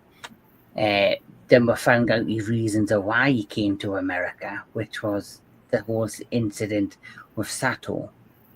Now, this film goes deeper into his military career, where one of his good friends is passed away. He's at the funeral of one of his comrades who passes away, and he's then introduced to his comrade's daughter, who has a granddaughter who is struggling at school and they're struggling to get through to her after the death of her father and mother, who died in a car crash. So she's living with the grandmother or the auntie, I can't remember.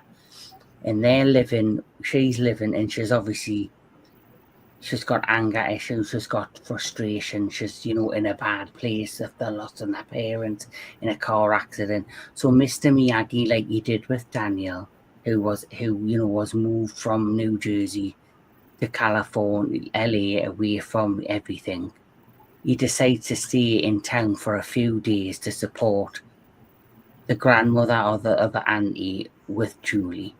But then Julie, because of everything that went down with losing her parents, she's having a tough time at school.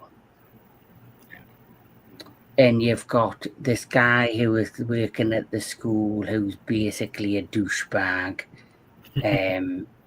You've got Michael Ironside, who is Colonel Duncan. You then have, who is he's basically the crease of this movie. Yeah. He runs like he runs basically like the police military state in a sense of the school. Yeah, the police military state, which is like for young cadets of the school.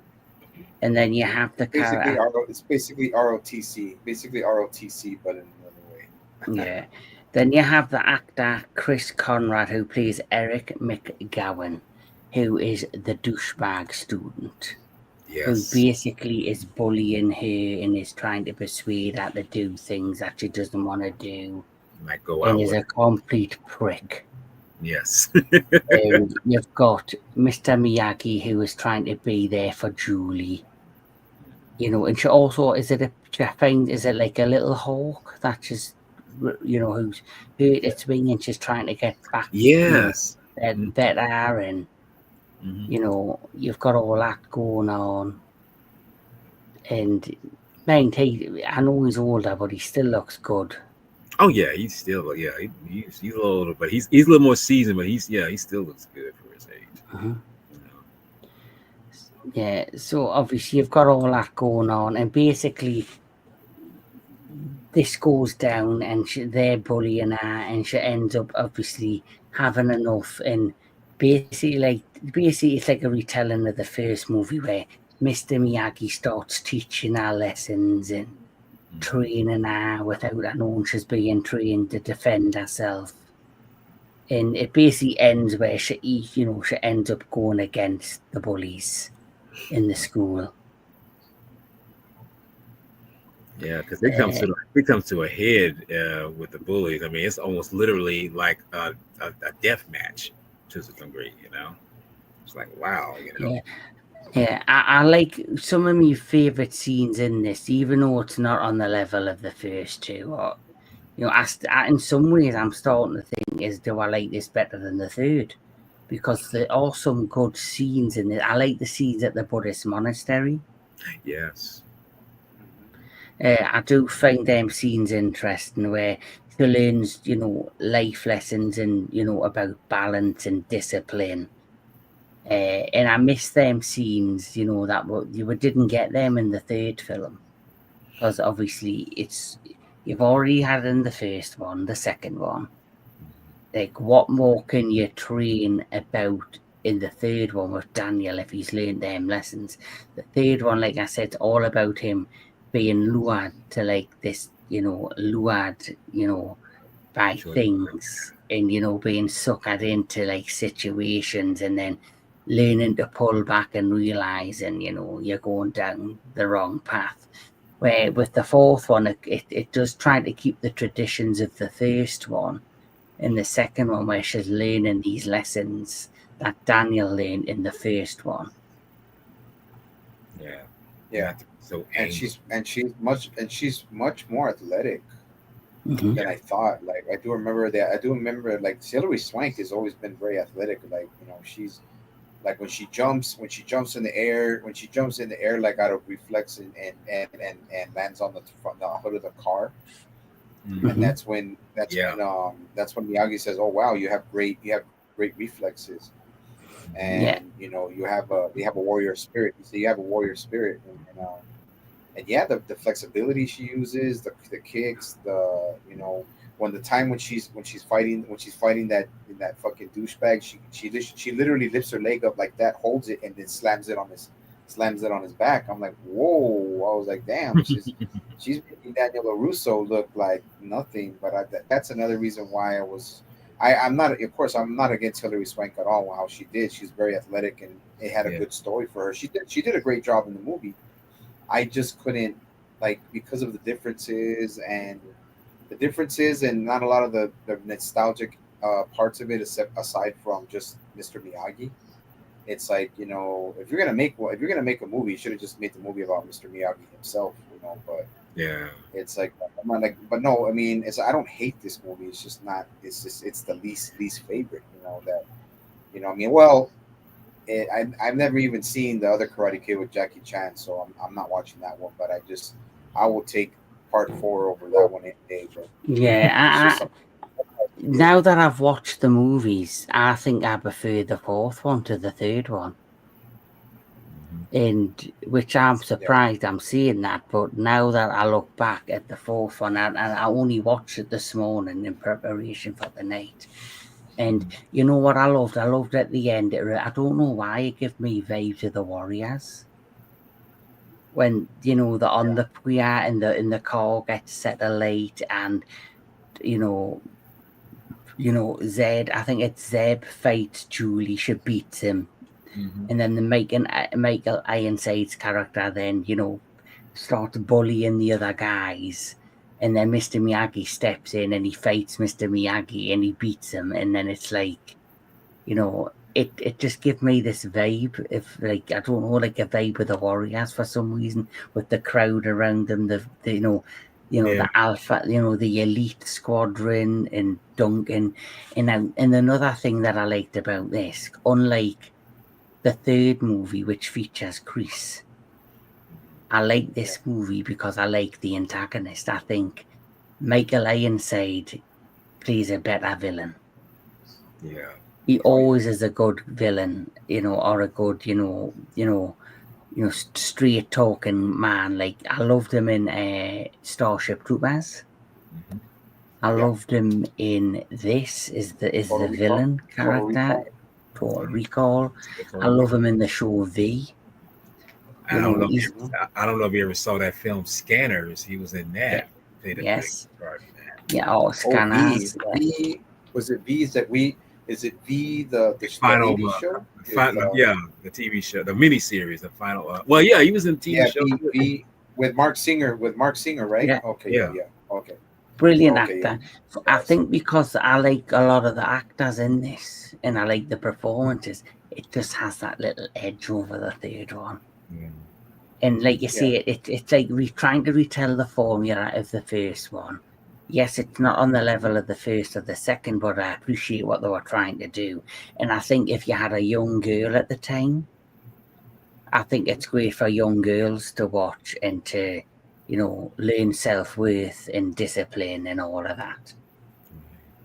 Because we got to remember the Hulk that she tries to help in terms of getting the wing fixed and everything. It's a reflection of her. It's a metaphor. It's showing that she has a broken spirit, but she can fly again, you know.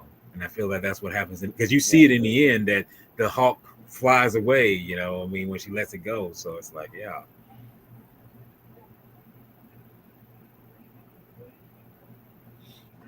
Yeah. That's a good point. I think, Yeah, I agree. Queen Glamazona. Yeah, I definitely. Glamazona. Yeah. That is that makes sense. If it wasn't no Karate Kid movie. Well, say something worthy of bringing up then, Mr. Tony of the Dead, because Queen Glamazona's kicking your ass in the chat. Oh, come on, Tony-san. Oh, Tony-san. I also agree with this. Like, Ned the bully was the other best character in the movie. Yeah. So, gentlemen, now that we've talked about them, if you had to put them in order of your favourites, which would they be? I'll start. Easy. I'm going to do 2, 1, 4, 3. Okay. You mean from the bottom to the top, or what? Yeah. So number 2 is my favourite. Number 1 is my second favourite. 4 is my third favourite, and 3 is my least favourite. Because, like I say, despite the fourth one not being on the level of the first 2, I appreciate what they were trying to do, and the third one just misses the mark for me. Right. Sci-fi. I'll go with 2, 1, 4, and 3, also because I'll give a quick explanation. 4 because Hilary Swank put a lot of effort into her her debut, and it had Mr. Miyagi in it. Michael Ironside is a plus, and even though 3 is the least favorite for me, I did like the cinematography, and I love the way they showed the bonsai tree that was planted, the very big one that was planted. It looked amazing. Yeah, it looked amazing, like going down to the waterfall and all that, and then bring it back up. That was the amazing part, and that the tree had healed again at the end. Once it was taped together, it healed, and it was able to. Yes, they were able to put it back down there, and stuff like that. But it showed nature isn't broken. Nature can heal. Exactly. Yeah, but it's got to be two first because like I said, because it was a life and death. It was a life or death struggle when it came to the fight, not a tournament, and it was a very much needed backstory for Mr. Miyagi and stuff like that. 1 was because it was the first one. 1 is my second one because it was the first, and it was the starter. It was the Kickstarter of the franchise, of the iconic franchise. Yeah. Well, it's like many franchises. If you look at Aliens or Terminator, even though Terminator 1 and Alien is a great movie, everyone thinks that Terminator 2 and Aliens is the best of the franchise. So I would say the same for Karate Kid. The second is the best of the franchise when it comes to films. Yeah. Oh yeah. How about you, Mr. Jedi Granville? What order would you put them in? I'm gonna have to agree with both of you gentlemen. I mean, it's pretty much the same because the third one, honestly, as I told you before, I've seen that film a couple of times, but somehow I just couldn't get it with it, and that's why I say the fourth one is actually I find more enjoyment with it than the third one. So yes, the second one is the top. Number 1 is second. The fourth one is, the third one. The third one is the fourth one, and of course, the third one is the fourth one. Because the third one just, I just felt that the fourth one was better than the third. And I feel that, like sci-fi, I feel that was a more light. I think it kind of gravitated. Even though it was kind of a cash grab, I feel it actually gave more of a sense of nostalgia in terms of the lightheartedness, the kind of, even though it was a retelling of the first one, but I feel it was a better film than.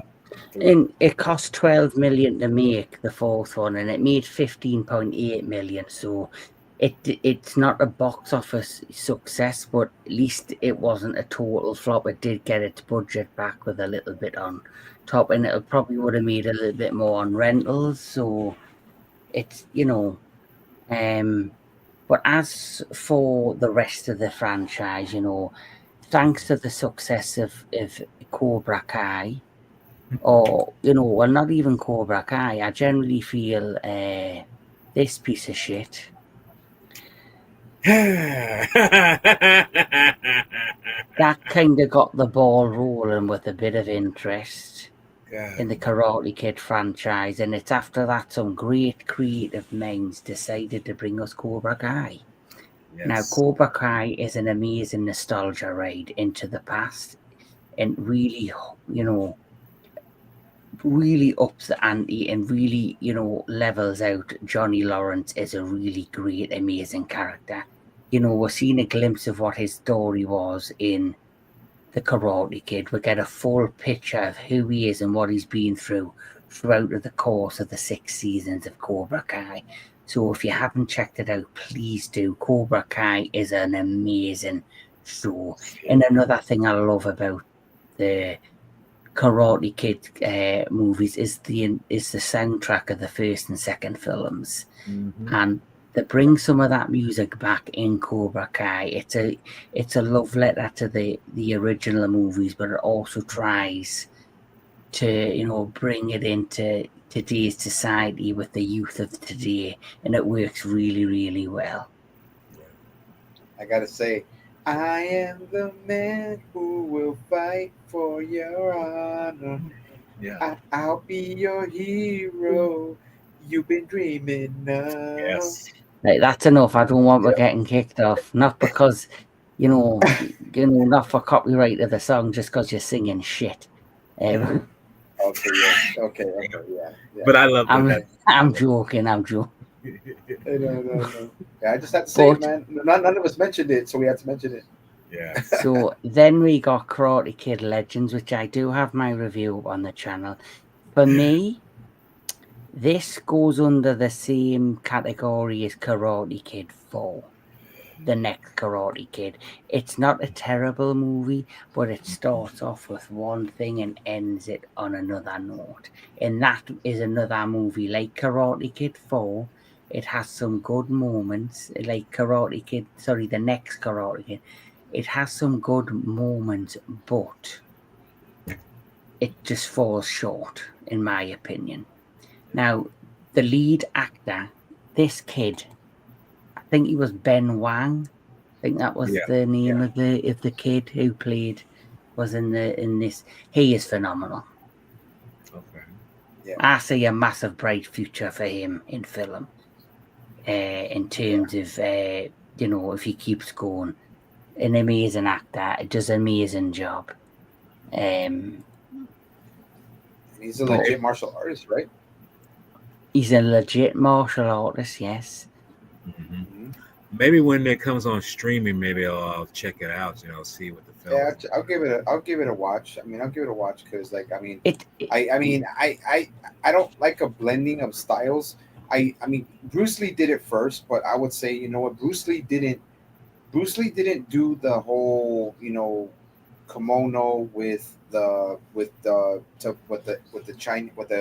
Chinese or Tibetan monk, robe or the belt. I would say just do it. Yeah, just do it. I mean, this is just me.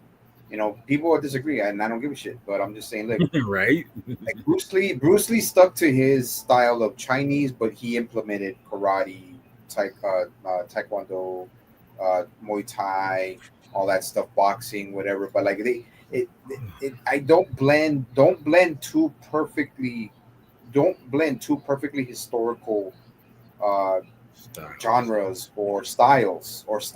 Just let them be themselves. But just in other words, they just show the skill, not the what do you call it? Not the what's it called, man? You know what I mean? Not the styles of the clothes, not the clothing. Just show the style of show the style physically, Don't mix it like the trends.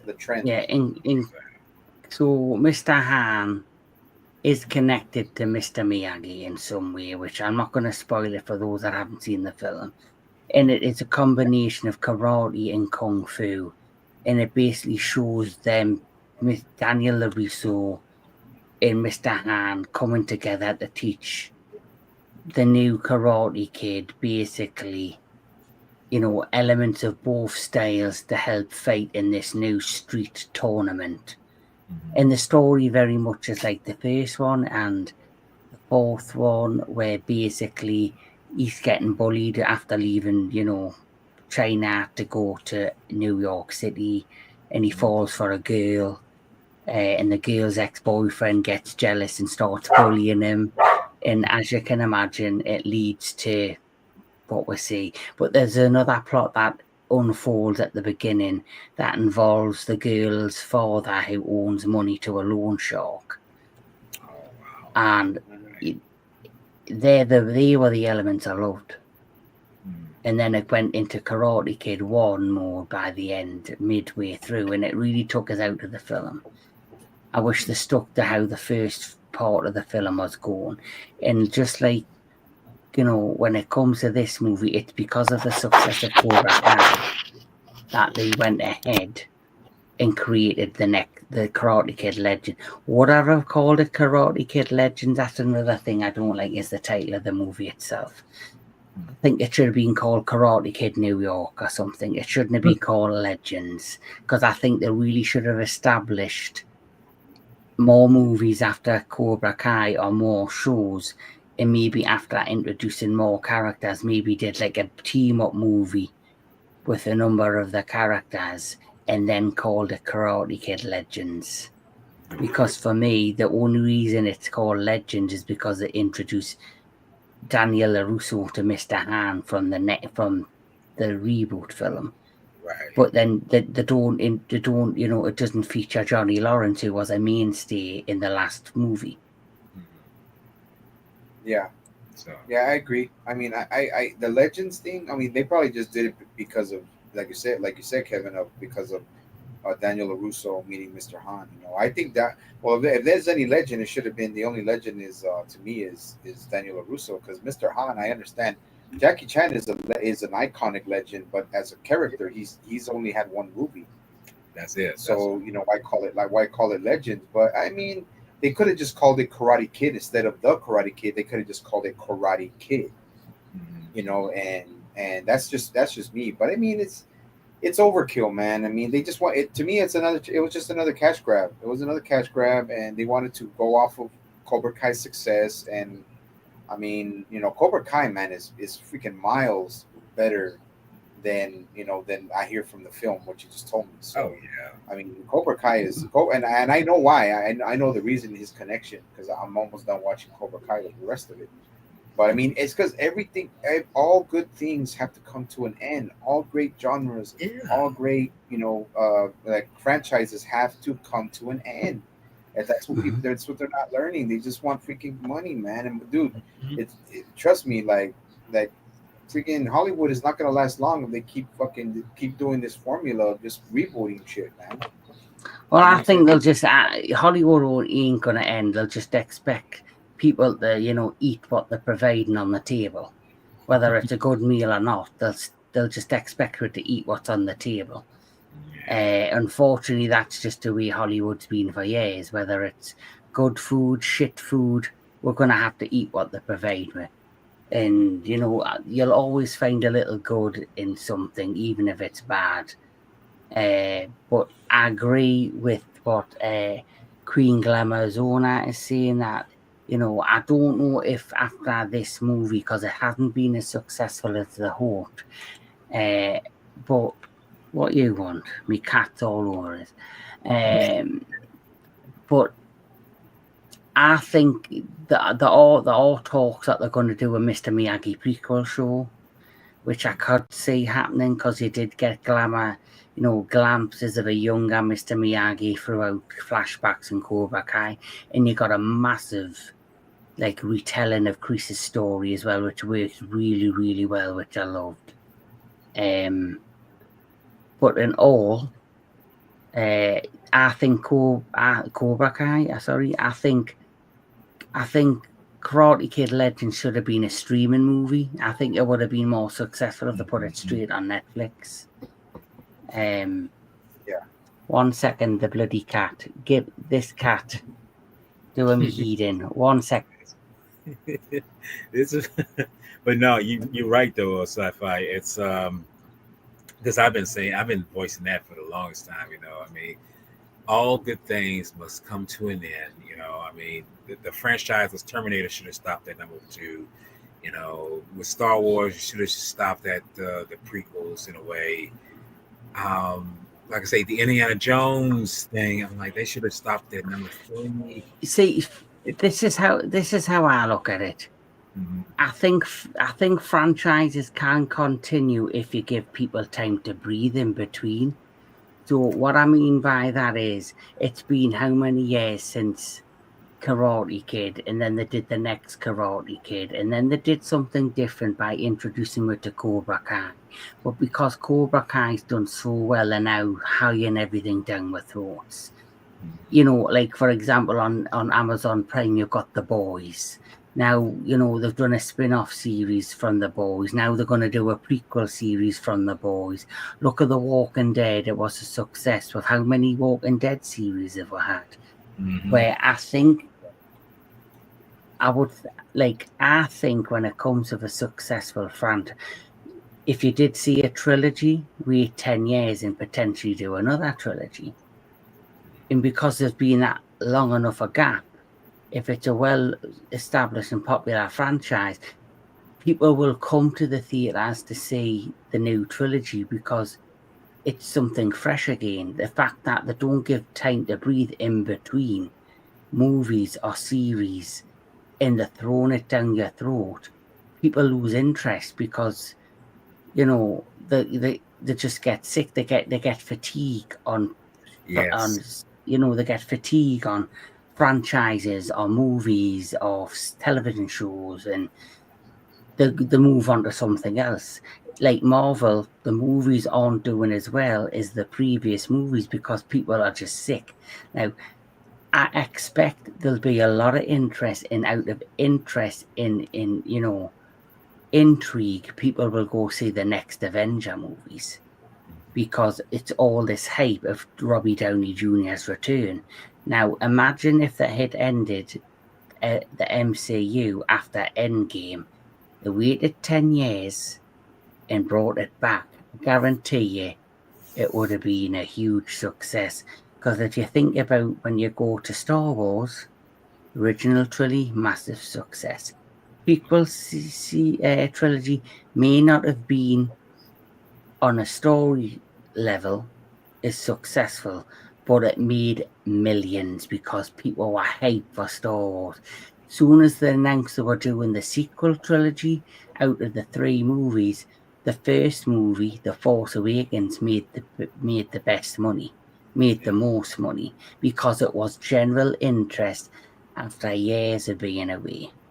But what's happened since that? Since the sequel trilogy, we've had Rogue One. We've had how many series on Disney Plus? Now it's getting so high down with throats. People aren't, is interested. And Star Wars is losing its appeal because it's always there. It's not going away. Yeah. It's always in your face. Yeah, it's true. Mm-hmm. It's true, man. So with that said, this has been a blast, gentlemen. Mm-hmm.